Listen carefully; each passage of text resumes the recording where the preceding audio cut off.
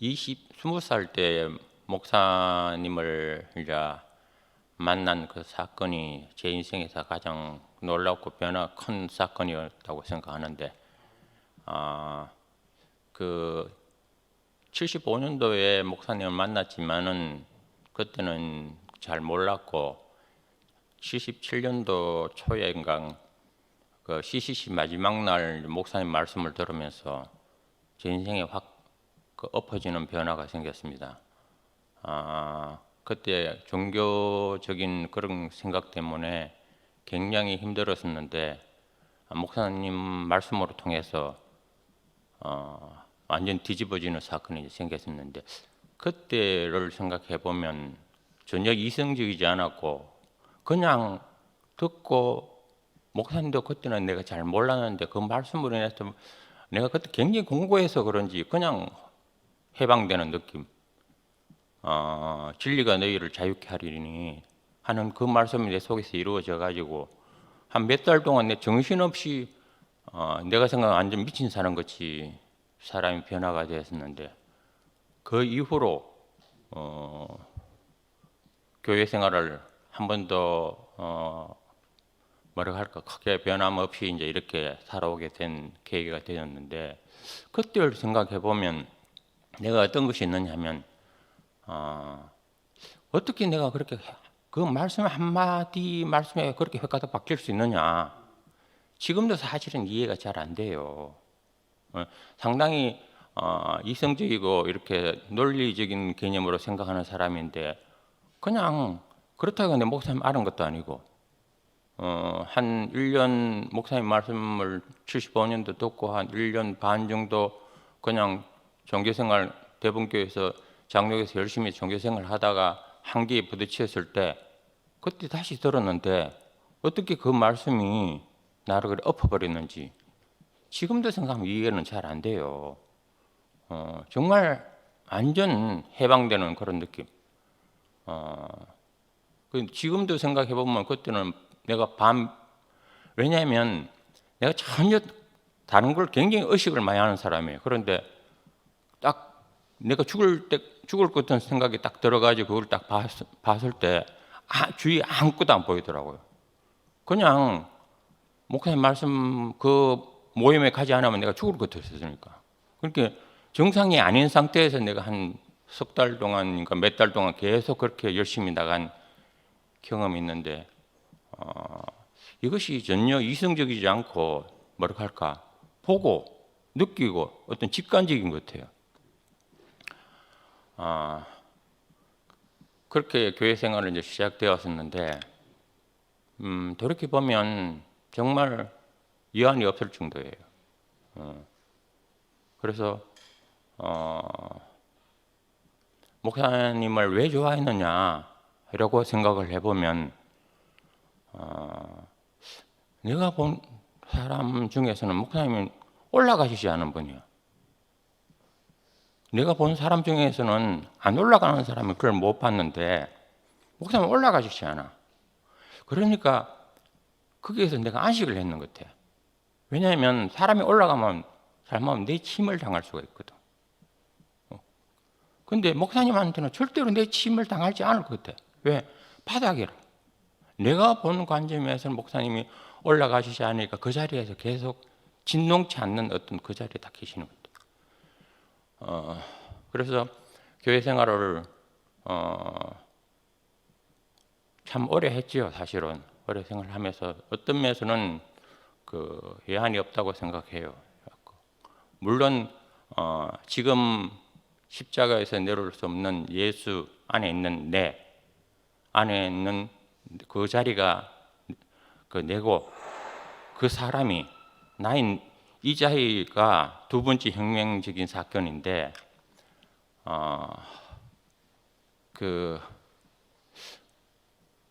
나는 항상 어떤 교회 생활을 하면서 어떤 개념으로 하는 기준점을 잡고 싶은 생각이 있어요. 그래서 내 삶에 있어서 나는 어디를 기준으로 잡느냐, 내 생각이 맞느냐, 장담을 못 하겠어. 나도 내 나름대로 내 생각이 옳을 대로 해. 누가 자기 생각이 틀린 대로 하겠느냐 이거지. 옳을 대로 하는데 그러면 맞느냐 생각하니까 이걸 장담을 못 하겠더. 내 삶이 바뀌는 자리가 그럼 나는 시점이 어디에서 시작을 됐느냐고 생각해 보면 목사님이야. 내가 육적으로 내 어머니 아버지를 태어났지만은 내 정신적이라든지 영적인 개념에서는 전적으로 목사님이야. 그러니까 내가 변화가 거기서 시작됐기 때문에 나는 그분 앞에 기준을 두고 살고 싶은 마음이 있는 거예요. 목사님 만나기 전에도 나는 그 종교생활을 했기 때문에 하나님과 예수를 안다고 생각했어요. 근데 목사님 만나고 난 후부터 모르겠더라고. 점점 몰라져. 내가 알고 있는 그 하나님과 그 예수는 잘 모르겠더라고요. 그래서 목사님을 통한 예수, 목사님을 통한 하나님, 이런 개념으로 나는 들떠보기 시작했어요. 그래서 목사님 만나고 내 속에는 나도 모르게 신적인 개념이 사라지기 시작했어. 그래서 나는 하나님을 안다, 예수를 안다에 대해서 나는 어떻게 생각하고 있느냐. 옛날에 목사님 그 말씀을 하셨어요. 사람이 하나님을 얻지 않으냐. 나는 전적으로 그 말도 동감이 돼요. 그래서 아버지를 제대로 아는 것은 뭐냐 이렇게 생각해 보면 내가 아들의 자리에 확실히 있으면 그거 아버지 아는 것이 아니냐 이거지. 내가 생각해 내가 아버지 마음을 정할 수 있겠느냐에 대해서는 좀 헷갈려요. 그래서 내가 아버지가 돼 보니까 이해를 하겠더라고. 그런데 실질적으로 아버지 마음을 알겠느냐에 대해서는 잘 몰라요. 내가 하나님에 대해서도 같은 개념을 가지고 있는 사람이에요. 하나님을 아는 뭘지 내가 사람이 어떻게 하나님을 알아요?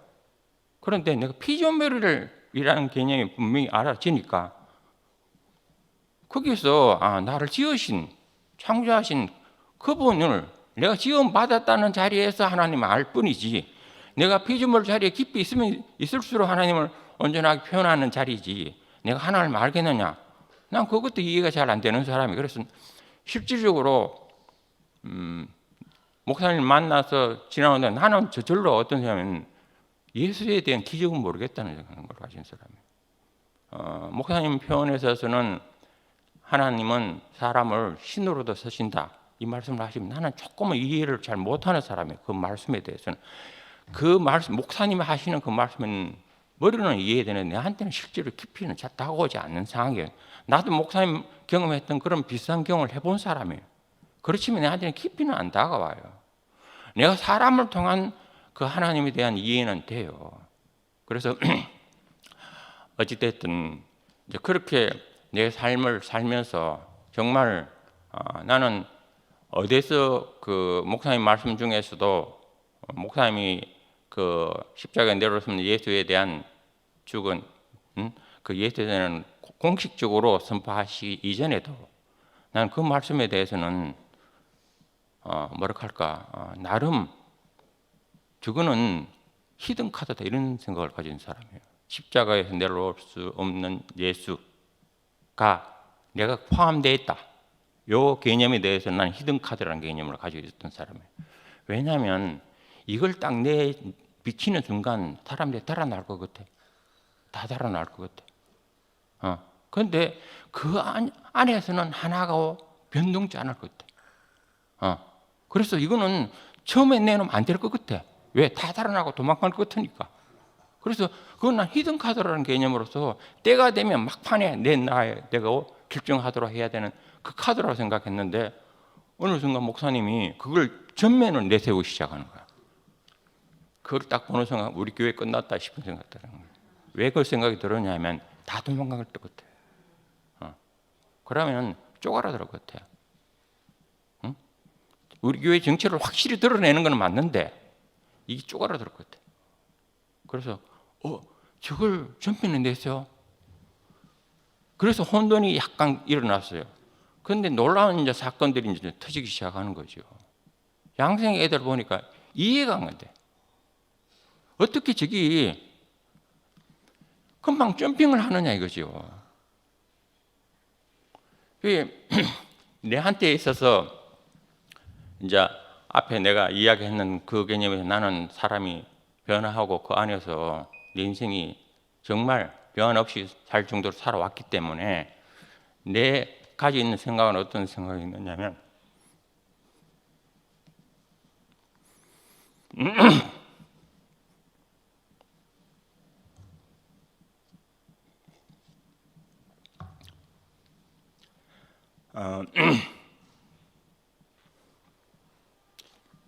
이 말씀이 온전히 유령돼야 된다. 그래서 이제 내가 관심이 있는 것은 애들한테 이게 온전히 퍼져지기를 원했어요. 그래서 그 이제 중고등부 애들이라든지 이제 이런 애들한테 어떻게 하든지 이 말씀을 듣게 하는 것이 내가 그 직장 생활을 할 동안 이렇게 굉장히 수동적으로 살았기 때문에 이제는 그 정년하고 난 후부터는 정말 그 일에 내 인생을 다 들여보자 이제 이런 생각을 가졌어요. 그래서 그 일에 대해서는 내가 살아있는 동안, 내가 활동할 수 있는 동안은 내가 온전히 그쪽으로 내가 쓰여지고 그렇게 살아가야겠다 이제 이런 생각으로 뭐 얼마 전까지 그렇게 살아왔었어요. 그런데 참 사람이 안 바뀌는 거라. 젊은 이렇게 중고등부 애들한테 참 얘들을 그 자존감이 잘 없어. 그리고 말씀에 대해서 관계적인 개념에서는 어느 정도 성립이 되는데 다 잘 이게 잘 안 돼요. 그래서 어떤 마음으로 내가 그걸 살아왔었냐면 이 결과적인 문제에 대해서는 신경을 쓰지 말고 내가 그래도 내 삶에 있어서 이게 이제 지금 이야기하는 비본질적인 문제를 할지라도 내가 내 자신이 그렇게 쓰여진다는 그 자체만 해도 복이지 않느냐. 그렇지 않으면 내가 어차피 어디에 쓰여지겠느냐 이제 이런 생각을 가지고 있었던 사람이에요. 근데 이제 이 구속의 복음의 물길을 흘러가면서 이제 애들도 잘 나오지도 않고 또 양생 애들하고 이제 접하면서 이 양생 애들을 딱 보면 깜짝 놀라버렸어요. 왜 놀랐느냐면 이 양생의 애들은 그동안 이제 그 봤을 때 제일 조금 답답한 그런 계층에 있던 그래서 갑자기 점핑이 이제 일어났는 거예요. 변화가 일어났는데 너무 놀라워. 내가 지켜보니까 왜 놀라우냐면 어떻게 저렇게 당당할 수 있고 사람이 이제 확 헷가닥 바뀔 수 있느냐 이거지. 이해가 안 가는 거라. 왜 내가 이해를 못했느냐면 이게 나는 그동안 목사님 말씀 듣고 이렇게 살아오면 약간 아날로그적인 삶을 살아왔던 사람이에요. 예측이 되더라고. 그 사람의 말과 그 사람의 행동을 봤을 때 그 사람이 다음에 어디로 갈지에 대해서는 그동안 많은 경험들이 있기 때문에 예측이 가능해요. 그래서 이게 증명을 어떻게 했느냐면 그 사람의 말과 행동을 유심히 보는 거예요. 그러면 그 사람이 증명이 돼. 그러면 이 사람이 정말 제대로 교회 안에서 말씀을 듣고 하나님 안에서 이렇게 사는 사람이다. 이렇게 되는데 얘들은 그게 안 돼. 근데 사람은 바뀌었어. 그러니까 내 개념에는 없던 사람. 이게 나는 굉장히 오래 걸렸어. 사람이 이렇게 옮겨간다고 생각했는데 얘들은 갑자기 점핑을 하는 문제가 생겼어. 너무너무 신기한 거예요. 그러면 내가 그동안 이 중고등부 애들을 그 어떤 면에서는 이끌어 올라간 게 단번에 되는데 그럼 이걸 내가 그 일을 할 이유가 없지. 이쪽에 그냥 빠져들어야지. 얘들한테 빠져들어야지. 그래서 왜 그게 가능하냐 이렇게 봤더니 이게 참 맞아요. 이게 위치야. 위치거든. 근데 행위에 대해서 내가 알고 있었던 세계는 어떤 세계냐면 위치와 이 행위가 들어붙어 다니는데 구속에 보면 여기서는 따로 놀아. 그 이공교 출신이기 때문에 그 과학적 논리적인 사고를 잘 가지고 있는 사람이에요, 내가. 근데 뉴턴 우리가 이제 옛날 학교에서 다 배웠게 뉴턴의 법칙에서는 이게 맞아 들어가. 철저히 맞아 들어가. 위치와 운동량이 철저히 맞아 들어가. 예측도 가능해. 철저히 맞아 들어가. 그런데 이 양자역학이 딱 들어오면 안 맞아. 따로 놀아. 위치하고 운동량하고 완전 따로 놀아. 이 따로 노는 건 아니에요, 사실은. 그런데 어떤 현상이냐면 위치를 딱 발견하면 운동량이 안 보여. 운동량을 딱 보면 위치가 안 보여. 이게 따로 노는 거야.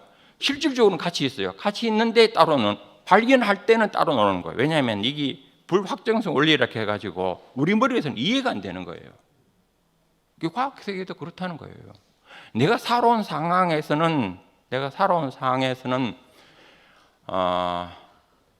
내 이성적인 개념에 있어서는 이 세계는 이해가 안 되는 거예요. 근데 실질적으로 우리 교회에서 일어나고 있어. 그래서 내가 그동안 알고 봐왔던 세계하고 달라. 너무나 신기한 거야. 사실이야. 그러니까 왜 조금 답답하게 느끼냐면 행위적인 문제를 자꾸 보는 습관이 있어 그런 거예요. 사람은 확실히 바뀌었어. 그런데 내가 살아오는 세계, 그동안 살아온 관점으로 봤을 때는 뭔가 조금 저럴 수가 있나? 심하다. 이제 이런 마음이 드는 거야. 그런데 본질은 확실히 바뀌는 거 맞잖아. 그럼 비본질적인 것은 내려놔야지. 응? 왜 그게 매여? 판이 바뀌었는데. 그래서 일단은 이성적인 사고는 이제 그만하자.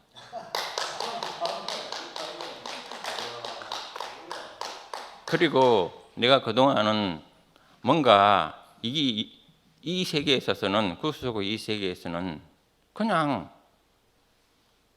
뭐 정해진 게 없어. 그냥 가. 예측이 안 돼. 전혀 예측이 안 돼. 지 쪼대로 사는 것 같아. 근데 너무너무 확실해. 오늘밖에 없다는 거야. 내일이 없어. 우리가 사는 일상에서는 그건 불가능해요. 그냥 끝이래. 끝이라는데 뭐. 아무것도 없어. 그런데 사람이 달라. 너무너무 당당해. 정말 앞에 내가 목사님을 보고 변화한 그것도 대단한 내 인생에서 혁명적인 사건이었지만 이 사건도 정말 그거는 내가 처음에 목사님을 만나서 변화된 그 사건은 내 개인적인 건데 이거는 전체적인 변화야. 그건 볼 때 희망이 딱 생기는 거야. 한 사람을 변화시키고 한 사람을 이 예수 안으로 인도하기 위해서는 정말 쉽지 않은 문제가 있어요, 사실은. 그런데 여기는 단번에 되네. 이게 노력이 필요 없어. 그냥 봤는데 탕 바뀌어. 이거 너무너무 놀라운 사실이야. 그래서 아무 생각이 없어졌어요, 저는. 그냥 봐.